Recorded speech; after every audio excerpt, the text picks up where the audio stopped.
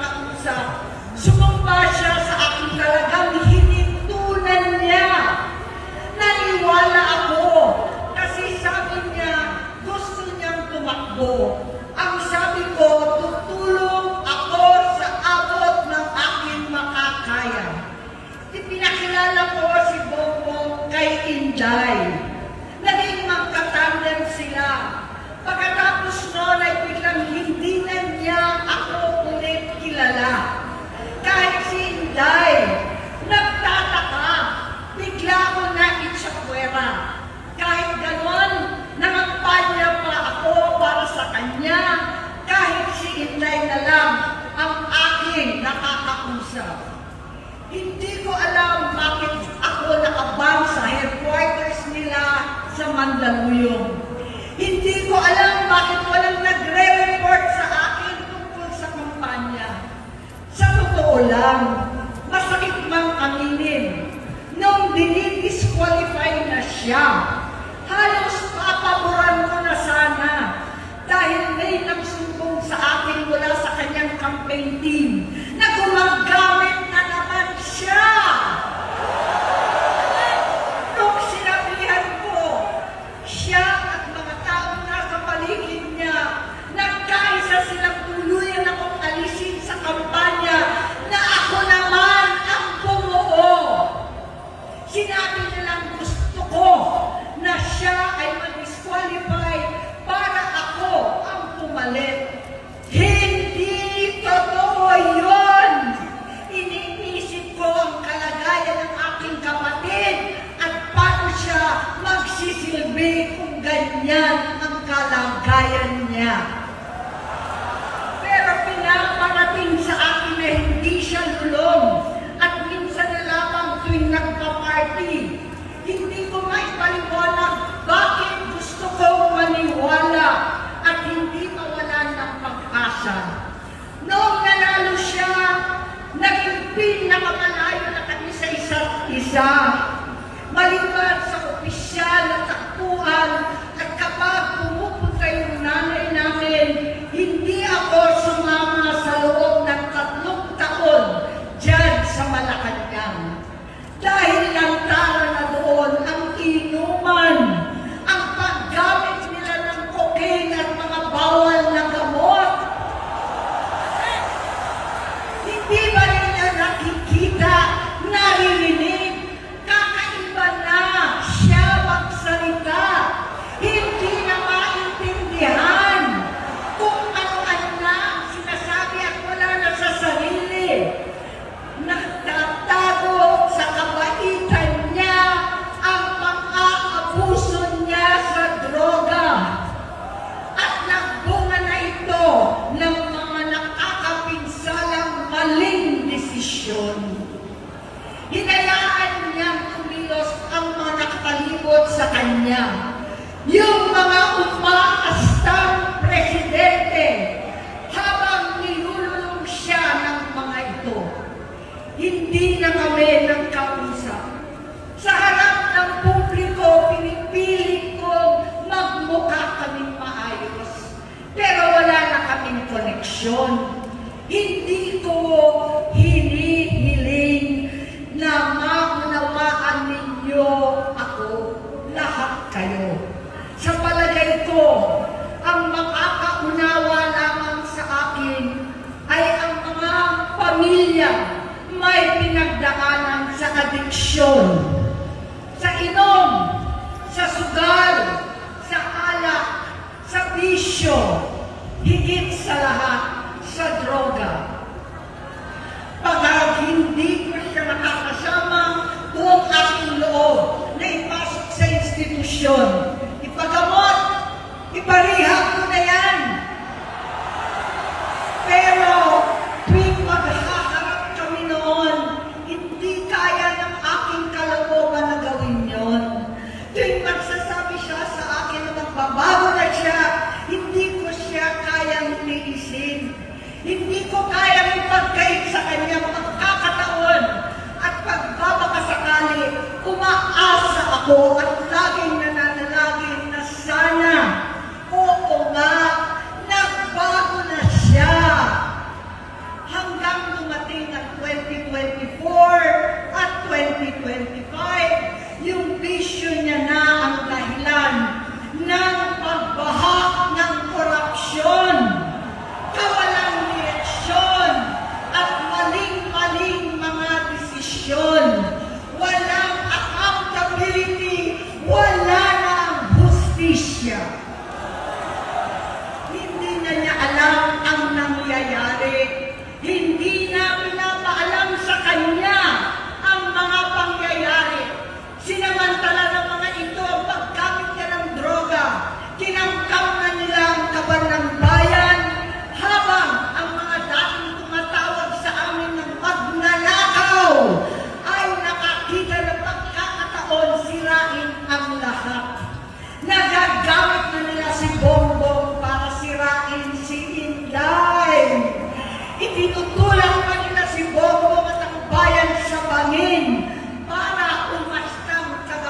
ligtas. Mula sa pagtraidor at pagpapahamak kay VP Inday, sa confidential funds na kung tutuusin ang galing naman sa opisina ng Pangulo, hanggang sa pagpadukot sa dating Pangulong Duterte para itago na lamang sa ibang bansa. Ang kabaitan ni Bongbong ay naging kalupitan. Karapalan ng pagtatakip sa kanya ng mga nasa Congress, sa Senado, mga miyembro ng kabinete.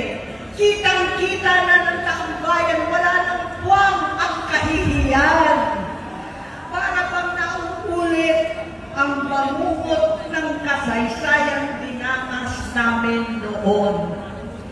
68 years old po ang tatay ko nung pinatalsik sa pwesto. 68 years old na rin si Bongbong ngayon. November 17 din, noong 2021, nung nakumbinsi ko si Inday na magbise kay Bongbong. November 18 po, bukas, ang ikatlong araw natin. Siyam na taon na nakakaraan, saktong November 18 pa talaga, na pinatiting ni Pangulong Duterte ang tatay ko sa libingan ng mga bayani.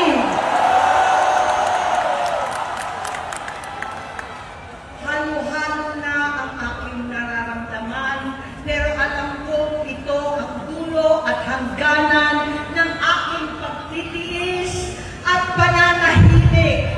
Hindi na tayo mananahimik! Dahil nalaman ko pati ang mga anak niya ay nagdodroga na. Pinasusuklaman ko pa ang pag-alok ng mag-inang si Sandro ng droga ang aking mga anak at iba pang mga kamag-anak. Yan ang hindi ko na mapapalampas.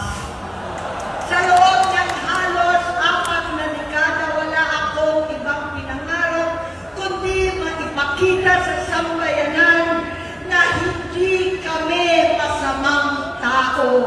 Hindi masama ang pamilya Marcos.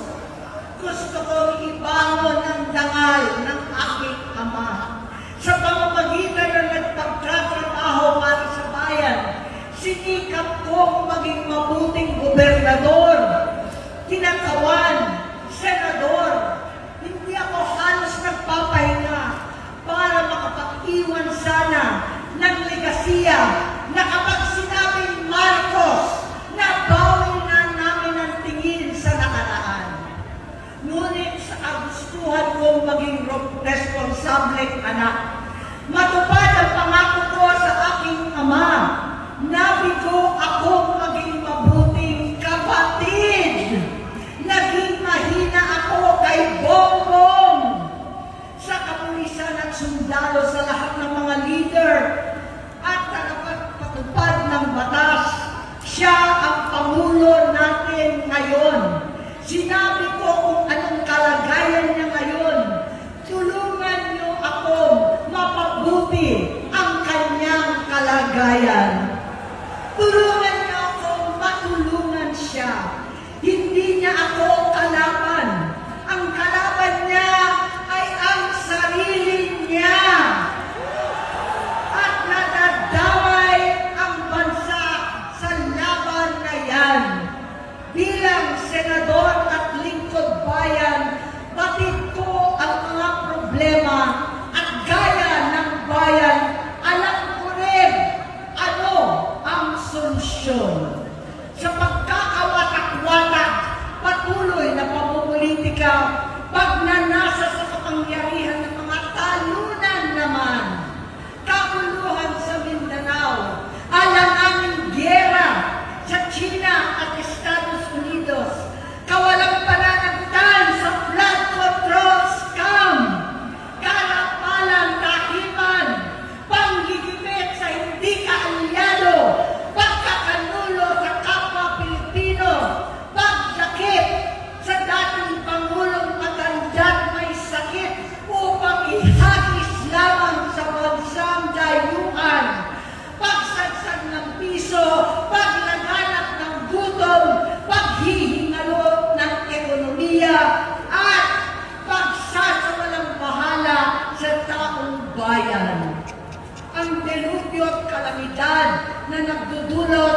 parusa. Ang korupsyon na nauwi sa kawalan ng tiwala at hustisya sa Pilipinas, sa kanyang pamahalaan, lahat ng yan ay masusolusyonan kung ikaw, aking kapatid, magsaayos ng iyong sariling kalusugan. Kapag humupa ang ingay sa politika, kapag umuwi na kami sa aming pamilya, hindi bilang senador, kundi bilang ate, bilang si Manang Aimee ni Bonget, kaya ito sasabihin sa harap ng taong bayan, sa harap ninyong lahat, at sa harap ni Bongbong. Bonget, magtatatlong taon na tayong hindi nakakausap. 3 taon ko nang sinusubukan muli na ako'y pakinggan. Siguro ngayon ay makakarating ng buo ang gusto kong sabihin. Walang mababawasan, hindi madadagdagan. Bongbong, nag-aalala sa'yo si Manang. Tuwing nakikita kita sa TV, gusto kitang puntahan. Napakalaki ng pinagbago mo. Itsura, pagsasalita, takbo ng pag-isip. Minsan, napapatanong ako sa sarili ko, ikaw pa ba yan? Si Bongbong ba talaga yung nakikita ko? Pero ako, aling ko, ako pa rin ito. Ako pa rin ang ate mo na tumayong ama't ina sa inyo sa ibang bansa. Ang kasama nyo sa sumubok na sanglain lahat ng sakit para sa iyo. Ang kapatid mo na hindi mo kailangan hingan ng tawad dahil agad ka nang iniintindi at tatanggapin dahil mahal kita. Nasa Bagong Tipan, kay Lucas, Kapitulo 17, versikulo 3 hanggang 4. Kung magkasala ang iyong kapatid, sawayin mo siya. At kung siya'y magsisi, patawarin mo siya.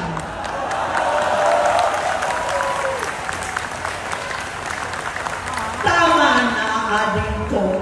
Tapusin mo na ang paghihirap mo at ng bayan.